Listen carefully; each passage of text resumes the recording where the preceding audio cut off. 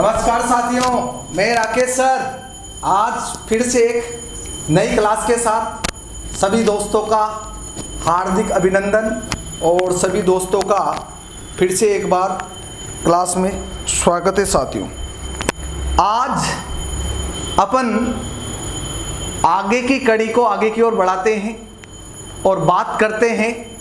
एक बहुत ही अच्छा टॉपिक है जो शायद आपने पढ़ रखा भी होगा, राजस्थान की प्रमुख भाषा एंड बोलियां। राजस्थान की भाषा व बोलियां, इसका अध्ययन करने वाले हैं साथियों अपन।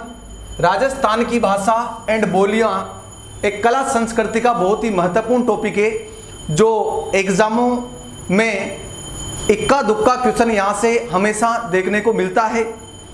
अंत तक मेरे साथ आप लोगों को बने रहना है और पूरी क्लास को देखना है। यहाँ से संभवतः ऐसा कोई चांस होगा कि आपको कोई क्वेश्चन नहीं आए, बाकी लगभग यहाँ से सभी क्वेश्चन आप सोल्व कर ही दोगे। तो शुरू से लगाकर अंत तक बने रहना है, ये वादा मुझसे आपको अभी करना है। साथियों, राजस्थानी भाषा से तात्पर्य क्या है? तो देखिए, राजस्थानी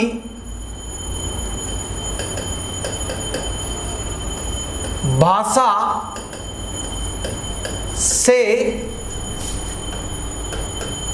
तात्पर्य, राजस्थानी भाषा से तात्पर्य क्या है, इसका मतलब क्या है? तो राजस्थानी भाषा से तात्पर्य राजस्थान नामक भूभाग, राजस्थान नामक भूभाग पर बोली जाने वाली राजस्थानी भाषा से तात्पर्य राजस्थान नामक भूभाग पर बोली जाने वाली एक जनभाषा, एक जन भाषा, जिसे कहते हैं हम राजस्थानी भाषा। क्या कहते हैं? राजस्थानी भाषा। अब आपको बात बताते हैं कि जो राजस्थानी भाषा है, ध्यान से सुनना, जो राजस्थानी भाषा है उत्पत्ति की दृष्टि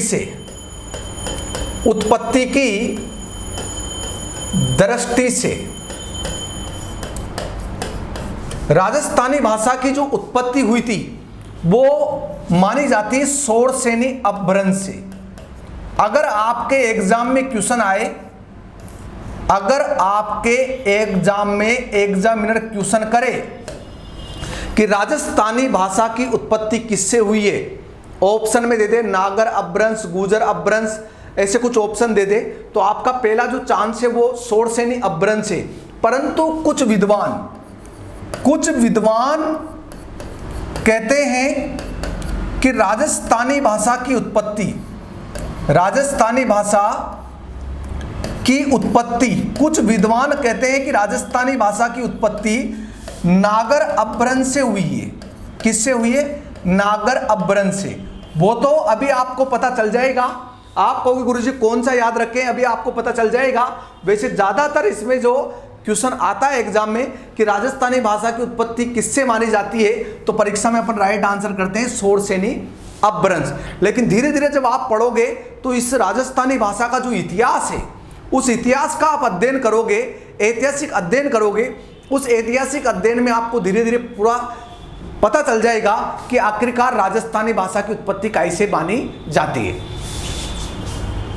साथियों, आगे की ओर बताता हूं मैं आपको, एक थोड़ी सी जानकारी थी। अब इसके बाद मैं बताता हूं राजस्थानी भाषा का इतिहास। राजस्थानी भाषा का इतिहास आप डायरेक्ट पढ़ लेते हो, आपको कभी भी नहीं पढ़ना डायरेक्ट मारवाड़ी, मेवाड़ी, ढूंढाड़ी, कभी भी नहीं पढ़ना। राजस्थानी भाषा का इतिहास बता रहा हूं मैं, ध्यान से सुनना। राजस्थानी भाषा के इतिहास के बारे में मैं जानकारी क्या मिलती है, ये आप लोगों को मैं बता दूं। सभी साथी ध्यान से देखना। देखो, राजस्थानी भाषा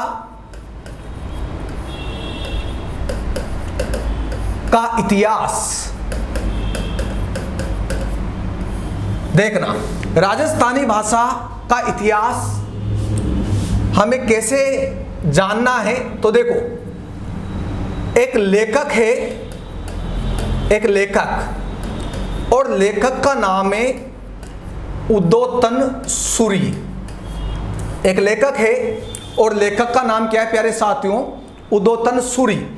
अब उदोतन सूरी ने एक ग्रंथ लिखा था, एक ग्रंथ लिखा था कुवले माला।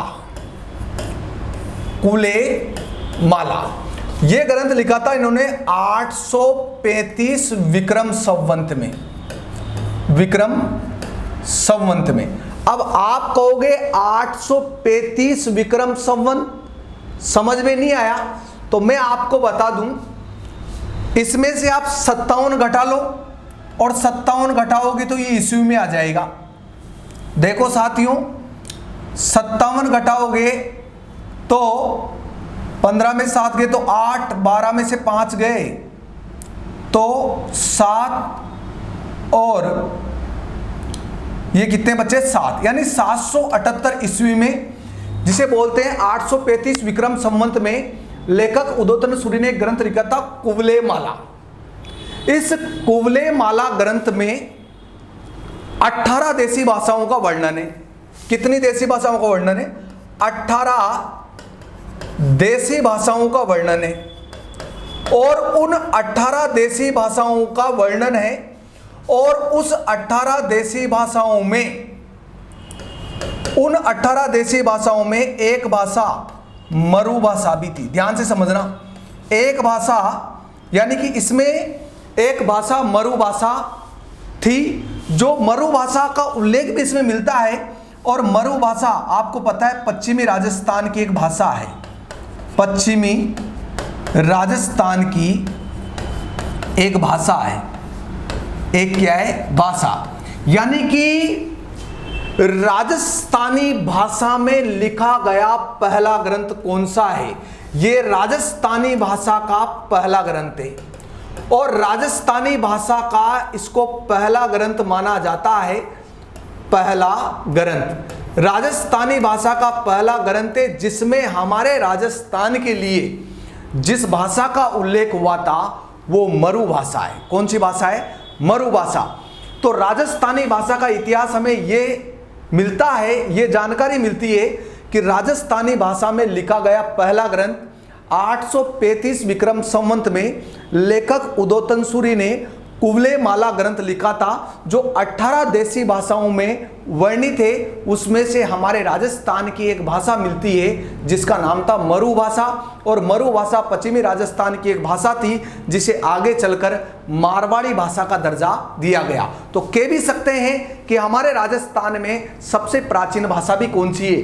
मारवाड़ी भाषा है, क्योंकि सबसे प्राचीन उल्लेख हमें यही मिलता है। साथियों, बात करते हैं, अगर कहते हैं कि राजस्थान की, अगर कहते हैं कि राजस्थान की सबसे प्राचीन भाषा, सबसे प्राचीन भाषा अगर मरु भाषा, मरु भाषा, तो आगे चल के इसको कहा गया मारवाड़ी।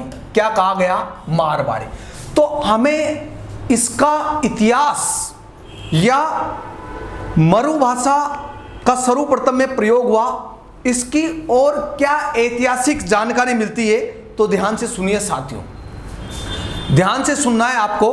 देखो, एक लेखक है, लेखक जिनका नाम है कुशल लाभ जी, कुशल लाभ। अब कुशल लाभ ने एक ग्रंथ लिखा था, उस ग्रंथ का नाम है पिंगल शिरोमणि। क्या नाम है साथियों? पिंगल शिरोमणि। और एक लेखक है जिनका नाम है अबुल फजल। क्या नाम है साथियों? अबुल फजल। और अबुल फजल ने एक ग्रंथ लिखा था उस ग्रंथ का नाम है आईने अकबरी। क्या है साथियों? आईने अकबरी। इन दोनों ग्रंथों में मरु भाषा या मारवाड़ी का प्रयोग किया है। मरु भाषा या मारवाड़ी का प्रयोग, यानी कि राजस्थान के साहित्यकारों ने भी सर्वप्रथम में साहित्य लिखने में मरु भाषा या मारवाड़ी का प्रयोग किया है। मैं आपको बता दूं तो यह राजस्थानी भाषा का ऐतिहासिक जानकारी है कि आखिरकार राजस्थानी भाषा के लिए सर्वप्रथम में किस भाषा का उल्लेख हुआ।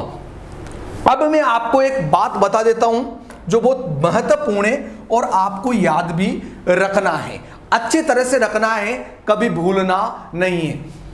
देखो, राजस्थान के लिए ध्यान से सुनना है, राजस्थान की भाषा, राजस्थान की भाषा के लिए, राजस्थान की भाषा के लिए राजस्थानी भाषा के लिए राजस्थानी भाषा, राजस्थान की भाषा के लिए राजस्थानी भाषा शब्द का पहली बार प्रयोग, राजस्थानी भाषा का पहली बार प्रयोग किसने किया? राजस्थान की भाषा के लिए राजस्थानी शब्द का सर्वप्रथम में प्रयोग किसने किया? तो साथियों आपको ध्यान रखना है, जॉर्ज अब्राहम ग्रियर्सन। मैं आपको एक बहुत प्यारी बात भी बता देता हूं, राजस्थान के लिए राजस्थानी भाषा का सर्वप्रथम में प्रयोग जॉर्ज अब्राहम ग्रियर्सन ने किया था 1912 ईस्वी में। 1912 ईस्वी में इनकी पुस्तक है, बहुत महत्वपूर्ण है पुस्तक का नाम है लिंग्विस्टिक सर्वे ऑफ इंडिया। एक बहुत प्यारी बात बता रहा हूं मैं आपको, कुल मिला के कह सकते हो कि राजस्थानी भाषा या राजस्थान की बोलियों के ऊपर सर्वप्रथम में नजर डालने वाला, सर्वप्रथम में दृष्टिपात करने वाला, सर्वप्रथम में बताने वाला जॉर्ज अब्राहम ग्रियर्सन था, जिसने 1912 में अपनी पुस्तक लिंग्विस्टिक सर्वे ऑफ इंडिया में राजस्थानी भाषाओं के बारे में इन्होंने अपनी पुस्तक में लिखा। 1961 की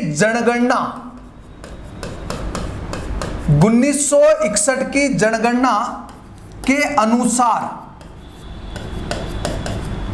राजस्थान में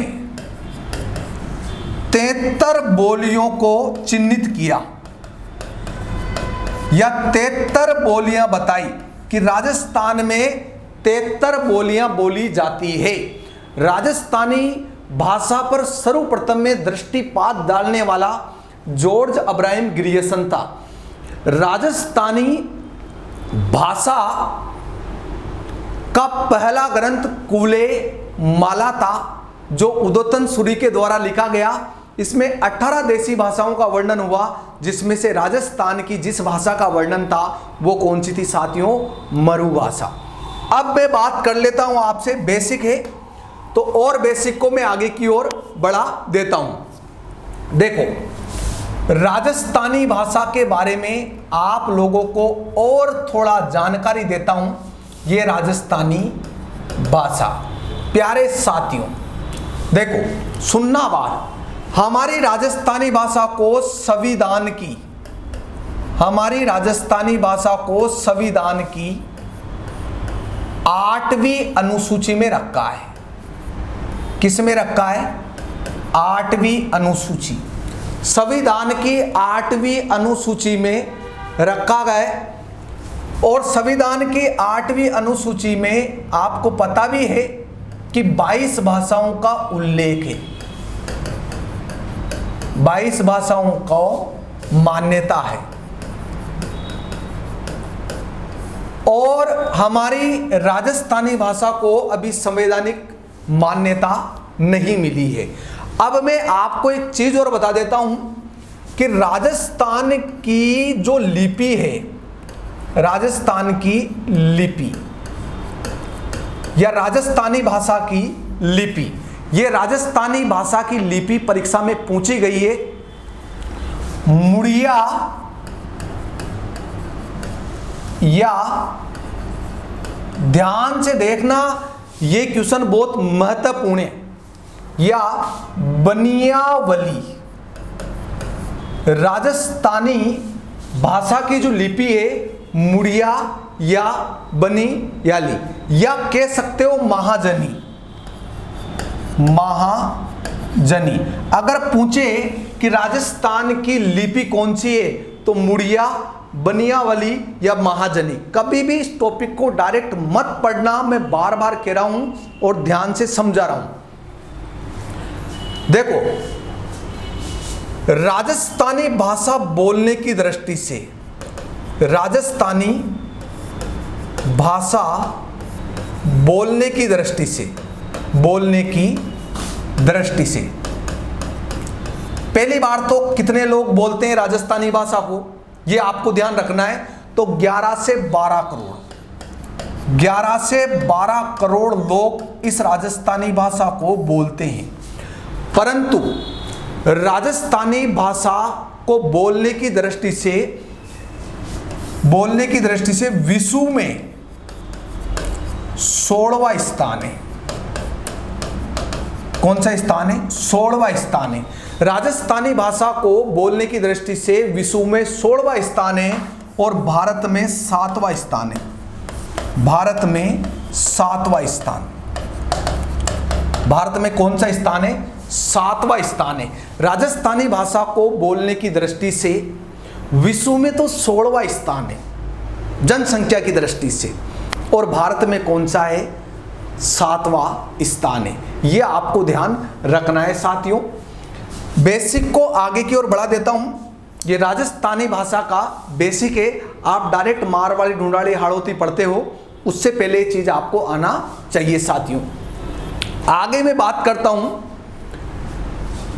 हिंदी भाषा दिवस, हिंदी भाषा दिवस और राजस्थानी भाषा दिवस।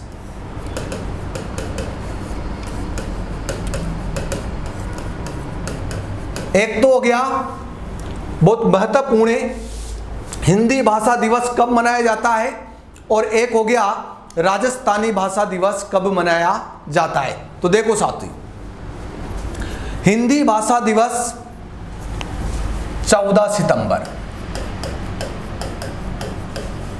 और राजस्थानी भाषा दिवस 21 फरवरी को मनाया जाता है साथियों। ये आपको ध्यान रखना है। अब मैं इसके बाद में आगे की ओर बता देता हूं कि राजस्थानी भाषा का स्वतंत्र रूप 16वीं शताब्दी में देखने को मिलता है। राजस्थानी भाषा का स्वतंत्र रूप जो 16वीं शताब्दी में हमें देखने को मिलता है, और इस पर राजस्थानी भाषा पर सर्वाधिक प्रभाव गुजराती व ब्रज भाषा का पड़ा है। ब्रज भाषा का राजस्थानी भाषा पर सर्वाधिक प्रभाव गुजराती और ब्रज भाषा का देखने को मिलता है। हम आपको एक चीज और बता देते हैं कि राजस्थानी भाषा के विकास के चरण हम आपको बताएंगे, और उससे पहले हम आपको एक बहुत महत्वपूर्ण बात बताएंगे कि आपने नाम सुना होगा डॉक्टर एलपी टेसीटोरी का, और एलपी टेसीटोरी का ये कहना है कि, बताई देते हैं आपको, लिख देते हैं, देखो, डॉक्टर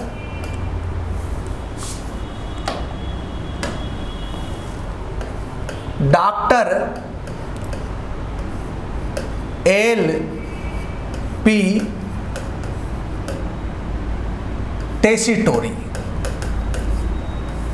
डॉक्टर LP टेसीटोरी। ध्यान से सुनना। अब पहले तो ये जानोगे ना आप कि ये कौन था, तो सुनना। इटली का निवासी था, इटली का निवासी था। कौन? डॉक्टर टेसीटोरी। ये कौन था? एक साहित्यकार था, एक साहित्यकार विद्वान था।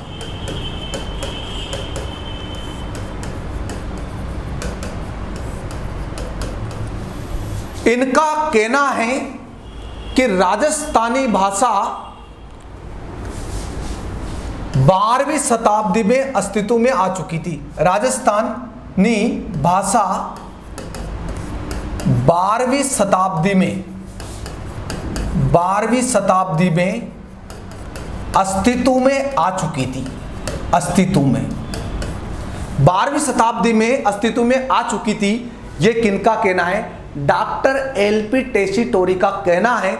और मैं आपको बता दूं इस बात का समर्थन कि 12वीं शताब्दी में राजस्थानी भाषा अस्तित्व में आ चुकी थी, इस बात का समर्थन या इसकी बात को सही ठहराया तो समर्थन करता यानी हाँ में हाँ मिलाने वाले एक तो थे अब्राहम ग्रियर्सन और एक थे इनके साथी थे एक जिन्होंने इस बात को कहा कि बिल्कुल सही है, गुलेरिची। इन दोनों व्यक्तियों ने, इन दोनों विद्वानों ने डॉक्टर टेसीटोरी का समर्थन किया और कहा कि राजस्थानी भाषा हकीकत में 12वीं शताब्दी में अस्तित्व में आ चुकी थी। अब राजस्थानी भाषा के विकास के चरण, सुनना ध्यान से, विकास के चरण कि आखिरकार राजस्थानी भाषा किन किन चरणों से गुजरी, तो सुनना। सबसे पहले माना गया कि राजस्थानी भाषा की उत्पत्ति हुई थी गुर्जर अपभ्रंश से। किससे हुई थी? गुर्जर अपभ्रंश से। अब गुर्जर अपभ्रंश से इसकी उत्पत्ति हुई थी। ये कब से कब तक माना गया?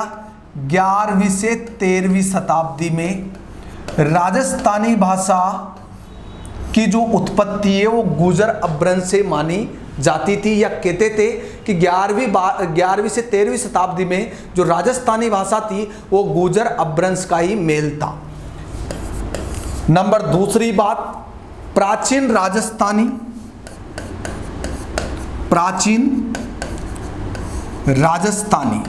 हमारी राजस्थानी भाषा को प्राचीन राजस्थानी 13वीं शताब्दी से और 16वीं शताब्दी के बीच नाम दिया गया या कहा गया या प्रयुक्त हुआ। फिर उसके बाद मध्य राजस्थानी इसे कहा गया, या मध्य राजस्थानी के विकास का समय क्या है, तो 16वीं से 18वीं शताब्दी तक, 16वीं से 18वीं शताब्दी तक। और वर्तमान में हमारी राजस्थान की जो राजस्थानी भाषा है उसको बांटा गया है अर्वाचीन। अभी वर्तमान में इसे अर्वाचीन राजस्थानी कहा जाता है और ये 18वीं शताब्दी से अभी तक है। तो कह सकते हैं कि विकास के चरण के अनुसार डॉक्टर LP टेसीटोरी ने राजस्थान की भाषा के विकास के चरण को 4 भागों में बांटा गया है। ये शताब्दी है और ये राजस्थानी भाषा के प्रकार है, विकास के चरण हैं। और आपको बता दें कि डॉक्टर श्याम सुंदर दास के अनुसार, आपने नाम सुना होगा डॉक्टर श्याम सुंदर दास, अगर नहीं सुना तो मैं बता देता हूं, इसका स्क्रीनशॉट ले लीजिए आप। ये राजस्थानी भाषा के विकास के चरण हैं। वर्तमान में हम अर्वाचीन राजस्थानी भाषा बोलते हैं जो 18वीं शताब्दी से लेकर अभी तक है। देखो आगे की ओर मैं बढ़ जाता हूं साथियों। आपने नाम सुना होगा डॉक्टर श्याम सुंदर। आपने नाम सुना होगा डॉक्टर श्याम सुंदर दास। आप कहोगे सर हमने सुंदर जी का नाम नहीं सुना, अभी पहली बार सुन रहे हैं। देखो मैं आप लोगों को बता दूं कि इनका कहना है डॉक्टर श्याम सुंदर दास के अनुसार राजस्थानी भाषा गुजराती भाषा से बहुत निकट है। गुजराती भाषा के अति निकट है। इनका यह कहना है कि राजस्थानी भाषा गुजराती भाषा के मेल जैसी दिखाई देती है। अब मैं आपको एक चीज और बता देता हूं। राजस्थानी भाषा की उत्पत्ति पर विद्वानों का मत और यह बहुत महत्वपूर्ण है। राजस्थानी भाषा की उत्पत्ति पर विद्वानों का मत, यह आपको ध्यान रखना है साथियों। देखो टेसीटोरी एलपी टेसीटोरी नामक विद्वान कहते हैं कि राजस्थानी भाषा की जो उत्पत्ति हुई है ये सौर सैनी अपभ्रंश से हुई है। किससे हुई है? सौर सैनी अपभ्रंश से। तो राजस्थानी भाषा की उत्पत्ति सौर सैनी अपभ्रंश से बताने वाले विद्वान कौन थे? टेसीटोरी थे। ये आपको ध्यान रखना है। अब्राहम ग्रियर्सन जिसने राजस्थान की बोलियां भाषाओं पर सर्वप्रथम में दृष्टिपात डाला था, और पुरुषोत्तम मेनारिया विद्वान है। पुरुषोत्तम मेनारिया, इनका कहना है कि राजस्थानी भाषा का जो उद्भव है, जो उत्पत्ति है, ये गुजरी अपभ्रंश से है। किससे साथियों? गुजरी अपभ्रंश से। तो राजस्थानी भाषा की उत्पत्ति गुजर अपभ्रंश से बताइए या गुजर अपभ्रंश से बताइए। तो गुजरी नहीं, गुजर अपभ्रंश बोलेंगे साथियों।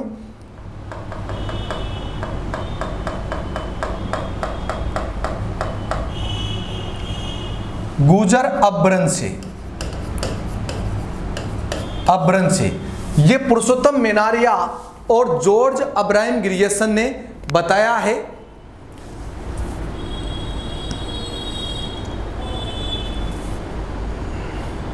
हाँ साथियों, ये थोड़ा सा मिस्टेक हो गया। नागर अपभ्रंश से, सॉरी, नागर अपभ्रंश से, वो जल्दबाजी में हो गया। पुरुषोत्तम मेनारिया, अब्राहम ग्रियर्सन, वो पुरुषोत्तम मेनारिया, इनका कहना है कि राजस्थानी भाषा का उद्भव नागर अपभ्रंश से हुआ था। मिस्टेक, क्षमा चाहते हैं। देखो आगे चलकर आपको पता है के.एम. मुंशी, कन्हैयालाल माणिक्यलाल मुंशी का नाम तो आप लोगों ने सुना होगा। के.एम. मुंशी व मोतीलाल मेनारिया, मोतीलाल मेनारिया कौन है साथियों? मोतीलाल मेनारिया। इनका कहना है कि राजस्थानी भाषा का जो उद्गम हुआ था ये गुजर अपभ्रंश से हुआ था। यहां ध्यान रखना आपको, तो गुजर अपभ्रंश से हुआ था। एक विद्वान और है जिन्होंने राजस्थानी भाषा की उत्पत्ति को लेकर दिया है, सुनीत कुमार चटर्जी। हाँ नाम सुना होगा आपने, सुनीति कुमार चटर्जी, सुनीति कुमार चटर्जी। इनका ये कहना है कि राजस्थानी भाषा की जो उत्पत्ति है, जो उद्भव है, ये सौराष्ट्री अपभ्रंश से हुई है। अब देखना साथियों, याद कैसे करोगे। राजस्थानी भाषा की उत्पत्ति पर विद्वानों का मत, टेसीटोरी का कहना है कि ये सौरसेनी अपभ्रंश से इसकी उत्पत्ति हुई है।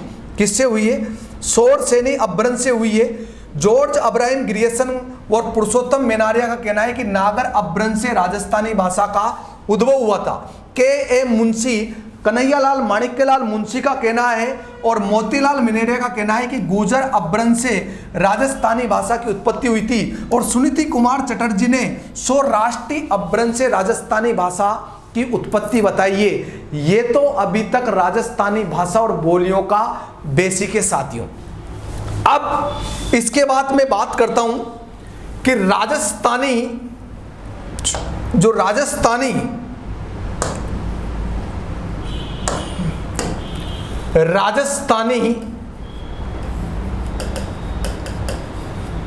भाषा का साहित्यिक रूप, तो राजस्थानी भाषा का साहित्यिक रूप हमें दो भागों में बटा दिखाई देता है। एक तो डिंगल और एक पिंगल। राजस्थानी भाषा का साहित्यिक रूप दो भागों में बटा है। एक तो कौन सा है साथियों? डिंगल, और एक कौन सा है साथियों? पिंगल। तो देखो, डिंगल पिंगल साहित्य की भाषा है। अपन इसके बारे में जानते हैं और समझते हैं। देखो, पश्चिमी राजस्थान व मारवाड़ी का साहित्यिक रूप।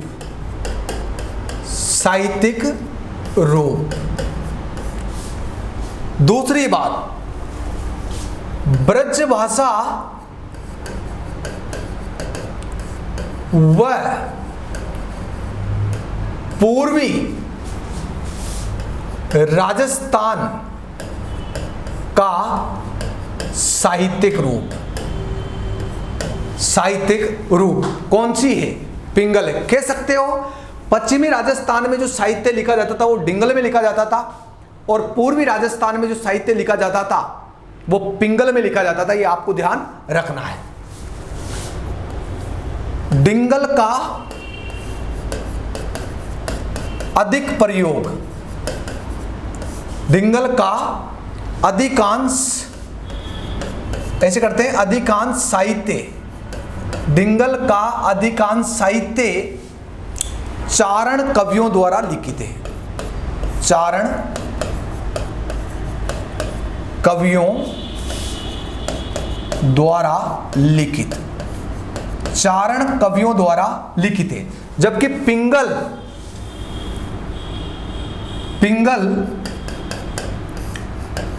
का अधिकांश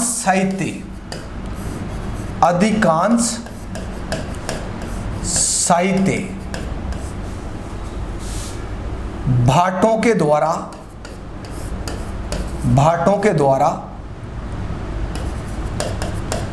लिखित है। भाट होते हैं ना, भाटों के द्वारा, मतलब पत्थर नहीं है, भाट के द्वारा लिखा गया है। डिंगल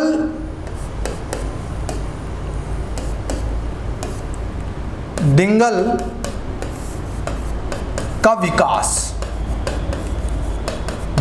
विकास या डिंगल की उत्पत्ति गुर्जर अपभ्रंश से मानी जाती है। ये जो भाषा है वो गुर्जर अपभ्रंश से आई है। और पिंगल का जो विकास है, पिंगल का विकास, ये अंतर आपको ध्यान रखना है। पिंगल का जो विकास है ये सौरसेनी अपभ्रंश से है। सौरसेनी अपभ्रंश, ये आपको ध्यान रखना है। डिंगल भाषा के ग्रंथ आपको याद है, राजरूपक। कुछ उदाहरण बता रहा हूं मैं। डोला मारो, डोला मारो, डोला मारो, ये आपको ध्यान रखना है। और पिंगल भाषा के जो ग्रंथ है रतन रासो, पृथ्वीराज रासो, पृथ्वीराज रासो, और भी है कुमान रासो,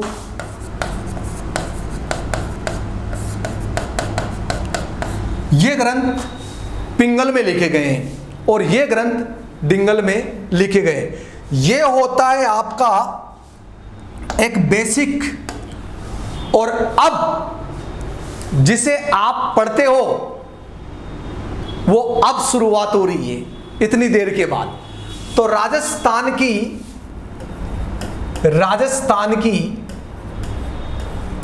प्रमुख बोलियां, तो राजस्थान की प्रमुख बोलियां अब स्टार्ट होती है। और राजस्थान की प्रमुख बोलियां या भाषाएं जो है वो कितनी साथियों? 4 है। पहला आंसर तो आप कहना चाहिए राजस्थान की प्रमुख बोलियां कितनी है? 4 है। यह भी आपको याद होना चाहिए। मारवाड़ी, दूसरी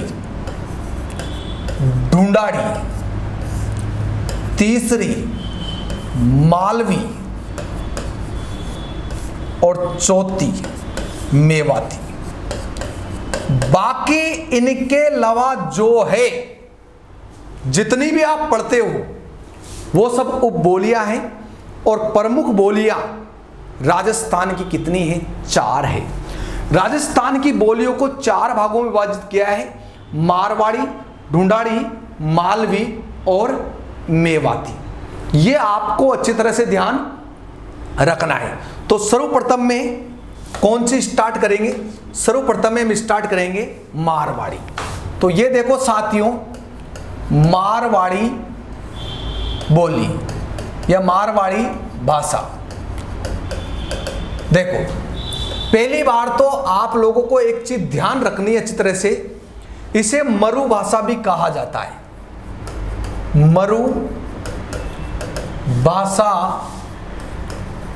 भी कहा जाता है। पहली चीज तो ये होगी, सर्वाधिक क्षेत्रफल पर बोली जाती है। सर्वाधिक, राजस्थान के सर्वाधिक क्षेत्रफल पर बोली जाती है। मैंने यूं नहीं कहा आपसे कि भाई सर्वाधिक जनसंख्या के द्वारा बोली जाती है, मैंने कहा सर्वाधिक क्षेत्रफल पर बोली जाती है। राजस्थान की प्राचीन बोली, राजस्थान की सबसे प्राचीन भाषा, सबसे प्राचीन भाषा, राजस्थान की सबसे प्राचीन भाषा कौन सी है? यह है मारवाड़ी। दूसरी चीज, मारवाड़ी का विशुद्ध या मानक रूप, यानी कि मेरी भाषा में बोले तो छोची मारवाड़ी, यानी 100% मारवाड़ी कहां बोली जाती है? मानक रूप जोधपुर में। मारवाड़ी राजस्थान के किन किन जिलों में बोली जाती है? तो देखो, जोधपुर, जैसलमेर, बाड़मेर, नागौर,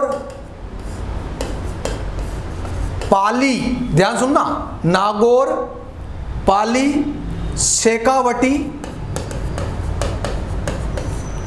बीकानेर और अन्य, गंगानगर,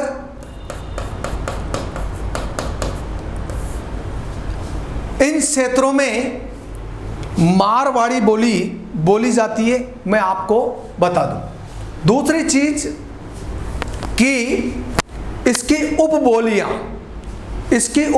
या इसकी उत्पत्ति, अगर मारवाड़ी की उत्पत्ति तुमसे पूछे तो गुजर अपभ्रंश से बतानी है। गुजर अपभ्रंश से। दूसरी बात, इसकी उपबोलियां, ये सबसे महत्वपूर्ण होता है इसमें, यहां से एग्जाम में क्वेश्चन आते हैं। उपबोलियां, मारवाड़ी की उपबोलियां, तो मैं सर्वप्रथम में आपके सामने इसकी उपबोलियां बता देता हूं। देखो, किसकी उपबोलियां पढ़ रहे हो आप? मारवाड़ी की। और मारवाड़ी की उपबोलियां में लिख देता हूं शेखावटी,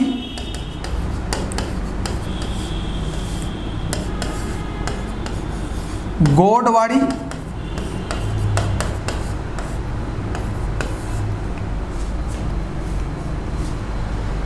गोडवाड़ी, थली, थली के बाद में माहेश्वरी, ओसवाली,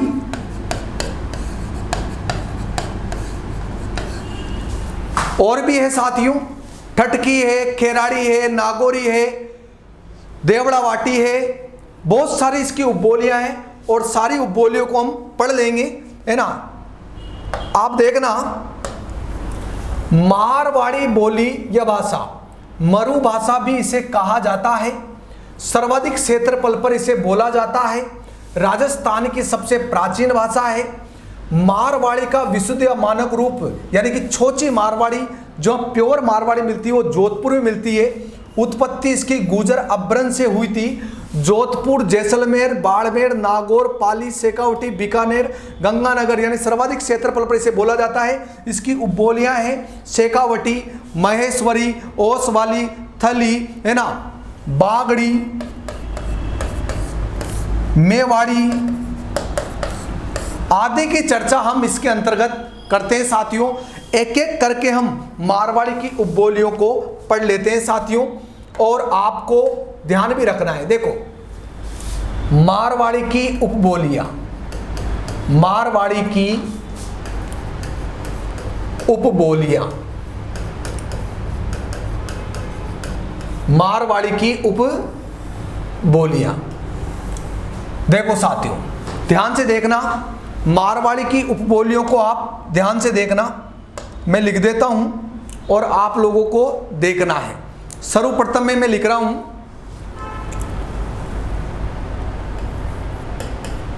बागड़ी, फिर मैं लिख रहा हूं शेखावटी, फिर मैं उसके बाद लिख रहा हूं गोड़वाड़ी। कौन सी? गोड़वाड़ी।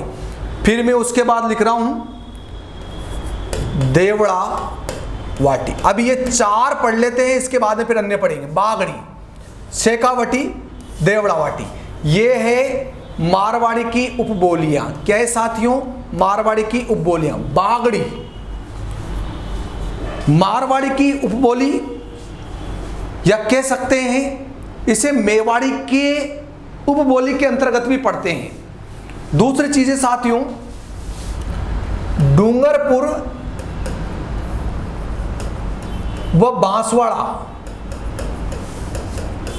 क्षेत्र में इसे बोला जाता है, और डूंगरपुर बांसवाड़ा क्षेत्र में इसे बोला जाता है भील क्षेत्र है। कौन सा क्षेत्र है? भील क्षेत्र। इस कारण इसे भीली बोली भी कहा जाता है, भीली बोली भी कहा जाता है। तो किस बोली को भीली बोली कहा जाता है? बागड़ी को कहा जाता है। ये आपके दिमाग में आपको रखना है। और बागड़ी को भीली बोली कहने वाले कौन थे? तो ये थे George Abraham Grierson. George Abraham Grierson ने बागड़ी को भीली बोली भी कहा था। ये आपको अच्छी तरह से ध्यान रखना है। शेखावटी, चूरू, सीकर, झुंझुनू क्षेत्र में इसको बोला जाता है, और उस क्षेत्र को इस कारण शेखावटी क्षेत्र भी हम कहते हैं साथियों, क्योंकि एक जैसी बोली है, इस कारण हम इसे शेखावटी क्षेत्र कहते हैं। गोड़वाड़ी, गोड़वाड़ी जालोर जिले की आहोर तहसील और पाली जिले की बाली तहसील में इसे बोला जाता है। आपको ध्यान रखना साथियों, गोड़वाड़ी जालोर जिले की आहोर तहसील और पाली जिले की बाली तहसील में इसको बोला जाता है। ये आपको अच्छी तरह से ध्यान रखना है क्षेत्रों। देवड़ा वाटी सिरोही क्षेत्र में इसे बोला जाता है। सिरोही क्षेत्र की उपबोली ये, या कह दो कि मारवाड़ी की ऐसी उपबोली जो सिरोही क्षेत्र में बोली जाती है। साथियों, इसके बाद आपको अच्छी तरह से देखना है ठडकी। कौन सी? ठडकी या ठटकी। पांचवी, छठी मारवाड़ी की बोलिए थली। सातवीं, आप लोग इसको ध्यान से देखना क्योंकि ये बहुत महत्वपूर्ण है ना, नागौरी। देखो, ठटकी या ठटकी या इसे ठाटी भी बोलते हैं। ये बाड़मेर मारवाड़ी की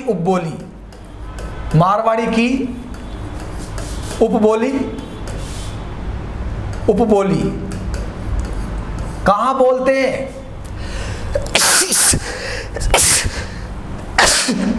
बाड़मेर क्षेत्र में।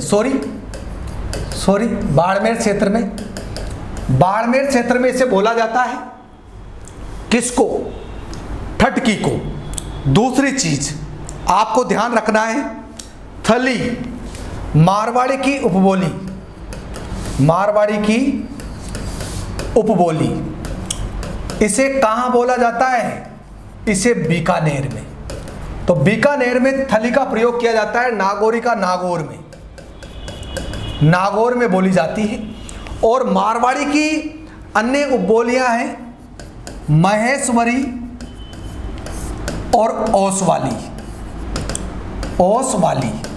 यह आपको ध्यान रखना है। अब बात करता हूं मैं, आपको आगे की ओर बढ़ जाता हूं। एक मैंने लिखा है मेवाड़ी, ध्यान से सुनना आप। मैंने लिखा है मेवाड़ी। अब मैं आपसे बोलूं, क्या मेवाड़ी एक प्रमुख बोली है या एक प्रमुख भाषा है? तो मेरा आंसर होगा नहीं। ये एक प्रमुख बोली या प्रमुख भाषा के अंतर्गत नहीं आता, क्योंकि मैंने प्रमुख बोली आपको 4 बताई है। कौन कौन सी? मारवाड़ी, ढूंढाड़ी, मेवाती और मालवी। तो फिर मेवाड़ी क्या है? तो मेवाड़ी भी मारवाड़ी के अंतर्गत गिनी जाती है। और मेवाड़ी के बारे में मैं आप लोगों को बता दूं और आप लोगों को सुनना भी है ध्यान से। उदयपुर के आसपास के क्षेत्र में, उदयपुर के, या बात कर लेते हैं अपन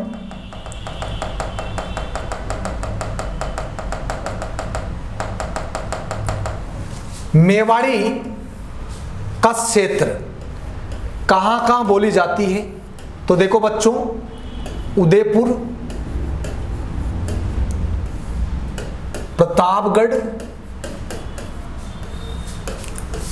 चित्तौड़गढ़, भीलवाड़ा, उदयपुर, प्रतापगढ़, चित्तौड़गढ़, भीलवाड़ा, राजसमंद की एक बोली।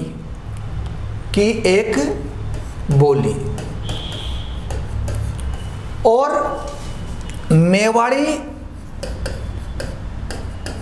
का मानक रूप, जो छोची मेवाड़ी है, मानक रूप उदयपुर के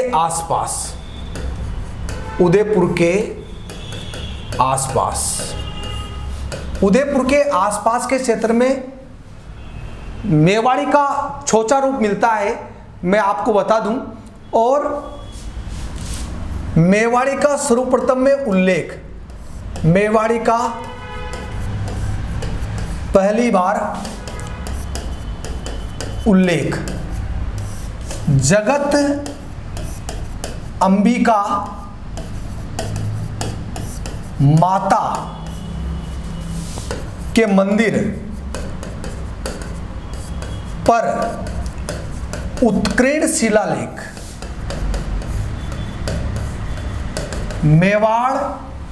मेवाड़ी भाषा का पहली बार उल्लेख जगत अंबिका माता के मंदिर पर उत्कीर्ण शिलालेख में मिलता है। ये आपको ध्यान रखना है साथियों। मेवाड़ी भाषा का सर्वप्रथम में उल्लेख मिलता है आपके जगत अंबिका माता के मंदिर पर उत्कीर्ण शिलालेख में, इसका सर्वप्रथम में उल्लेख मिलता है। मेवाड़ी महाराणा कुंभा नाम तो सुना ही होगा आपने।